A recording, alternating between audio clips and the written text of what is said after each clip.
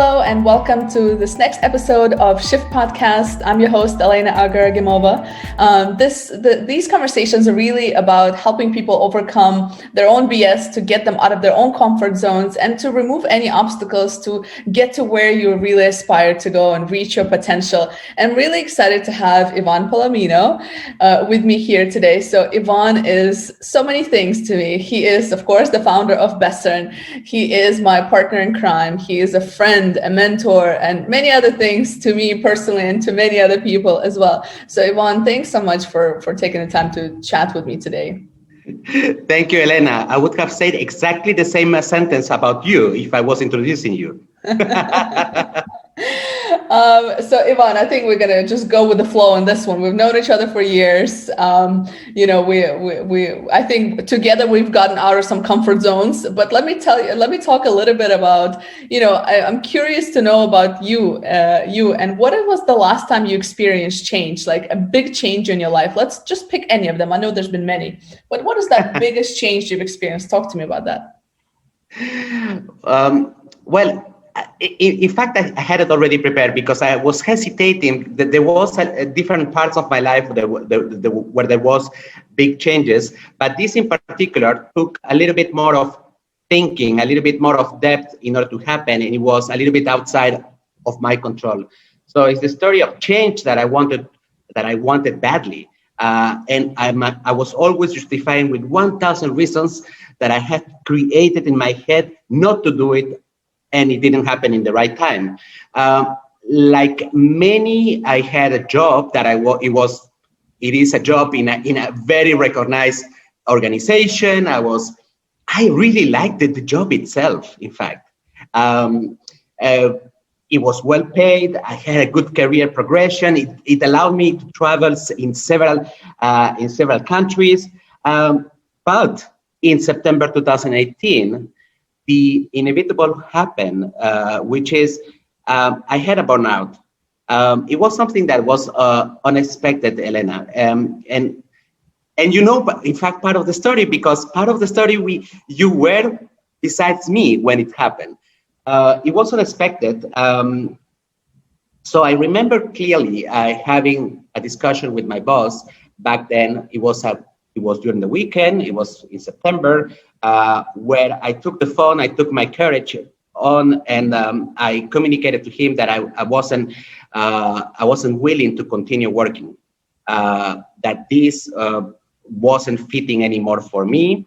And the funny reason, now it looks a little bit funny, back then it wasn't that funny, it was a thinking that had been building for months. During 6 months, there was a deterioration of my health, both my body and my mental health. So I could clearly see that I was sleeping less and less, 2 to 3 hours every night, that I was back home during the weekends like a zombie, very tired. I was in front of the computer and I couldn't do what I used to do in a good way back in the past. I wasn't functioning normally. There was a continuous deterioration of my health, but you know what? You always find a good reason to say, I should stay a little bit more. I can hold it back. Well, I found the good reasons. I haven't reached yet the financial target that I wanted to have in order to do my own business. I have my family, I need to sustain them. What are they going to say about me if I leave my job? And right back now, when I look at this in retrospective, is why do I care about what others say about the reason why I left my job? Either because I was weak, because I was probably fired, God knows. But I was inventing all these small reasons that were making me pull back to stay in this place, to hold me back from that decision that I should have taken earlier. You know what happens is that very often people think that burnout, the main reason of burnout is because you work too hard. Hell is not true. Most of the time it is because suddenly you start realizing this incompatibility of values between the organization that you're working with and yourself. It doesn't mean that they have bad values or that I have become a little bit too picky. It means that it is just not working. It's something that in our world of training, we call cognitive dissonance. That in the reality is just like being in bed with someone that you don't love anymore. As simple as that. You don't feel anything. And every day that you are laying in the same bed, you feel like you don't belong there. And this is affecting you continuously. So that happened in September 2018. Wow.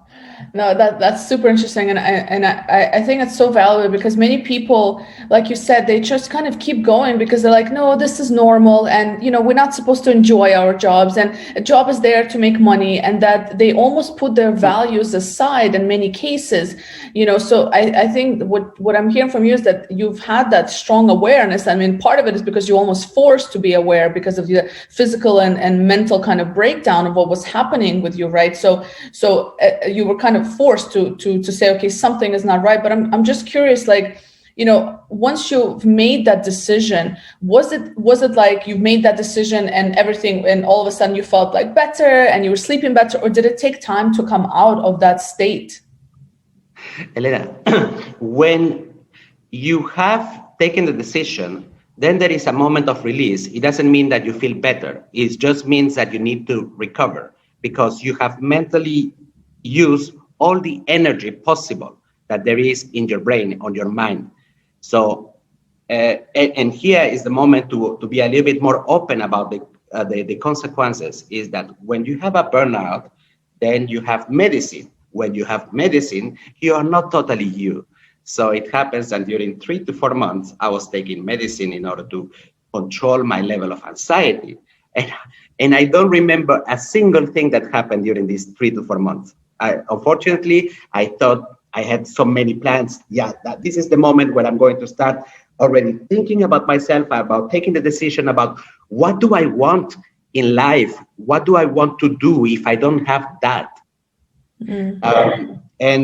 So 3-4 months passed. After the 3-4 months, I stopped the medicine because that was according to the doctor, I should have continued. But I did the choice that I need to recover by myself. And part of the recovery, it was a little bit more to centralize the thinking about, if I have this type of values and this was not matching with my previous company, what should I become? What is the person that I really want to become? I had back in the past many dreams of being an entrepreneur, but it doesn't mean that this is exactly what I wanted to become. You have too many choices about being an entrepreneur. I wanted to have something that is meaningful, something where you decide to embark. You are not afraid every single day, like I used to be back then in the corporate world. Every single day I was afraid. I had my confidence level went to the floors. So I had to decide what is the things that made me vibrate during all of my experience. I had spent 17 years in the same company, Elena. So I had different experiences. Some of them, I met a lot of good people, inspiring people. And I also found a lot of people where every time that I was looking at them, I was saying, I cannot be like this person. How can it be that how much should I stay in this company because this person is insulting the values that I have? So it was a continuous struggle. Now, looking back on the time, I think after 4 months, I was fully recovered. It took me 1 month to think about, to refocus on what do I want to do in my life. And then since that moment, Elena, you know well the story, it hasn't changed. Anything that I have been doing, it has been in line with who I am. The number of hours that you spend when you do something that you love, it is incredible. You can go on, but you sleep well. You don't feel threatened every single day. You feel like finally you are doing something that is meaningful for you. unfortunately, Elena, during the time that since we founded Bessern, I must say that we meet a lot of people who have been in the same situation as me, and I wish that somebody had told me what I know today. Somebody could have held my hand and helped me to get out, to take the decision earlier on, before it becomes too late. I mean, I had the opportunity to recover after 3 to 4 months, but there are people who cannot. Mm-hmm. This is a big price to pay. Yeah, absolutely. And it's interesting because when you've been through that experience, so different, whatever experience people go through, and we almost recognize it in other people, yet it's not always that we're ready to sort of make that change, right? So it's almost like, you see the person and you recognize the signs that you've seen in yourself, but it's like, how do you actually translate that to a person and say, listen, like, you're on the verge of burnout. I see it. I've been there, but that person might not see it. So I think that awareness piece. So I mean, for you, it reached kind of like a dangerous point in terms of, it really affected your physical health. But if somebody were, like you've mentioned some of the symptoms of that burnout, right? But how can, I guess, people have the courage to say, I'm struggling, I don't want to do this, because I think that's the thing. Like, I think people are just afraid to be vulnerable, or whatever you want to call it, but people are afraid to ask for help, right? So is there anything that you would, anything that helped you in that sense? Was there anything, I don't know, maybe you were reading something, listening to something, talking to somebody that you felt like, this is the time, I need to do this now? I have to be super sincere with you. I needed time to recalibrate and understand who I am. So I mentioned to you that it took me 1 month. It was more or less to have the time to create the type of person that I want to become, to understand a little bit more, really, to get rid also, by the way, of the guilt. Yes, I was feeling guilty that I did that. You know what? The incredible thing is that I was even feeling guilty because of my boss, who was someone who was kind of what we call it, close to a friend in the company, and I felt like I let him down. That he is going probably to be punished because one of his people left the company, and almost nobody noticed that I was going down the drains in the corporations, and that it was quite sudden for him, and I could see it really on the spot, how shocked he was by the news. So it is, anyone needs to have a little bit of time by themselves, not doing anything else than just mapping out what you want to be. Getting rid of the guilt, because I think everybody feels the guilt, either with the family. In my case, it was with the company. It is about understanding what are the potential pathways, getting rid also of the fear of not being sustainable with less money. When you have a good salary, you believe that your family is going to leave you if you don't bring enough to the home. You believe that you are not going to be able to generate enough income. You cannot believe how resilient we are, and we can be so innovative to live with less and enjoy more. So yes, during a certain time, you have to recalibrate your budget. You have to take the calls about, okay, I will go less to the restaurant. I need to focus on the essential. And the essential, it is more than enough to bring happiness in your family. Because what they want ultimately is, your wife wants to have a husband that is in perfect health, wants to have presence. Your children wants to have presence and love, right? Yes. And this is not about money. And we tend to make a fuss out of the financial part. Absolutely. Yeah, I think that's so very much true, and I would imagine it's probably more so true for men, although I think it probably could be for both sides. But yeah, absolutely. I think that's definitely a point, and it must, and for you especially, yeah, like I mean, having a family as well, that probably was also on top of your mind, right? Because it's like you have responsibilities at the end of the day, so it's an important factor to consider.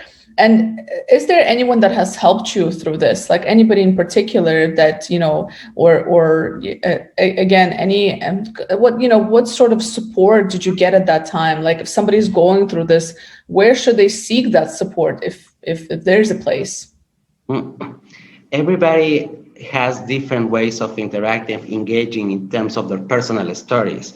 In my personal case, I was not ready to share this with an external person other than my wife. I don't say that it acted out like a coaching discussion with my wife, but I needed to have her understanding of the situation, her support, knowing that she was also ready to do the jump with me, not only on acknowledging that I was not good mentally, but knowing that she can do the leap with me was like the biggest support, and that is priceless. I think that during these times, it is not about romanticizing or having a way of structuring thoughts, but more to have someone who is that that despite everything, this person will be with you after when things go bad, and that is an immense support that helps a lot. Yeah. Some other people may need the support of coaches to clarify what they really want, and it's more than welcome. But living without and putting it aside that this is happening to you, not acknowledging and not finding out small little things to get out of this vicious circle is the worst that you can do. And one big advice for people who are into the set of considering or acknowledging that something is bad, do the move, prepare your jump way before. If you feel like you're going to move to another company, already start digging down, preparing with the like mini projects of 30 minutes every day just to devote to prepare your jump, how you're going to be managing your finances, how you're going to be acquiring new skills if you want a new job. If you want to be an entrepreneur, hell, you need to learn so many things if you have been 17 years in a corporation, in a big corporation. So prepare it beforehand. And that would be an advice that I wish I knew back then. Yeah, absolutely. And just a final question, anything you would change about that decision?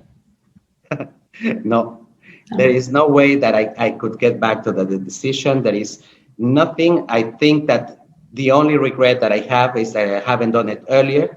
Living with the fear that you are not going to be able to be happy, fulfilled without money is meaningless. I should have done it before. I wish that I had done it before because I would have avoided wasting a couple of months of my time and making my family and my friends suffer together with me. Thank you for sharing that. And where can people find you? Where they can connect with you? If anybody maybe has any questions for you or just follow up. So the best way to find me is LinkedIn. My name is Ivan Palomino. There is not so many, but there is some. So Ivan Palomino Dubai in LinkedIn, just write to me, connect with me and write to me. Beautiful. Thank you, Ivan. Thanks for taking the time and sharing your story with us today. Thank you, Elena. It was lovely.